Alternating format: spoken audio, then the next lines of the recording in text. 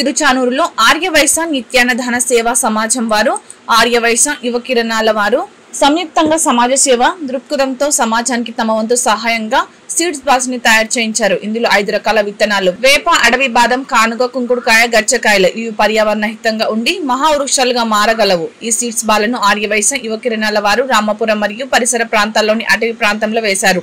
వాతావరణం అనుకూలంగా ఉండడం, త్వరగా విత్తనాలు భూమిలోకి వెళ్లి వృక్షాలుగా పరివర్తన చెందే అవకాశం ఉందని తెలిపారు. ఈ కార్యక్రమానికి ఆర్యవైశ్య ఎన్ఏఎస్ కార్యవర్గం జెండా ఊపి ప్రారంభించగా ఆర్యవైశ్య యువ కిరణాల అధ్యక్షుడు కళ్యాణ్ ఆధ్వర్యంలో కార్యక్రమం నిర్వహించారు. ఈ కార్యక్రమంలో సెక్రటరీ సాయిరాం, కోశాధికారి అనుదీప్, మహిళా కిరణాల అధ్యక్షురాలు రమ్యదేవి, మహేష్, ధనరాజ్, సాయి, జయ, రేవంత్, నందు, అశ్విత్, చక్రి, ఫనీ, నిఖిల్ తదితరులు పాల్గొన్నారు. సో దాంట్లో నుంచి పుట్టిన ఆలోచనే ఈ సీడ్ బాల్ థ్రోయింగ్ అనేది. సో ఇప్పుడు చాలామంది చెప్తూ ఉంటారు మొక్కలు నాటండి, వృక్షోత్ రక్షిత అనేసి. కానీ మాటలు చెప్పేవాళ్ళు కానీ చేతల్లో చూపించే వాళ్ళు ఎవరు లేరు.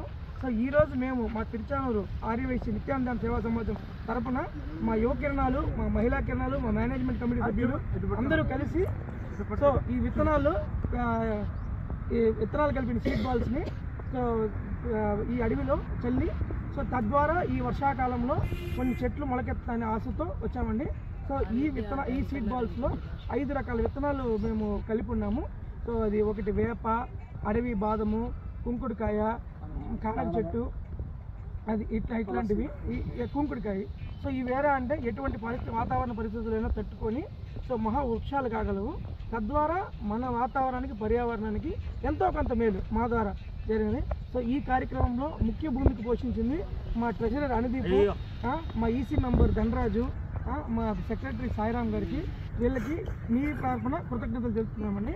జై వాసవి.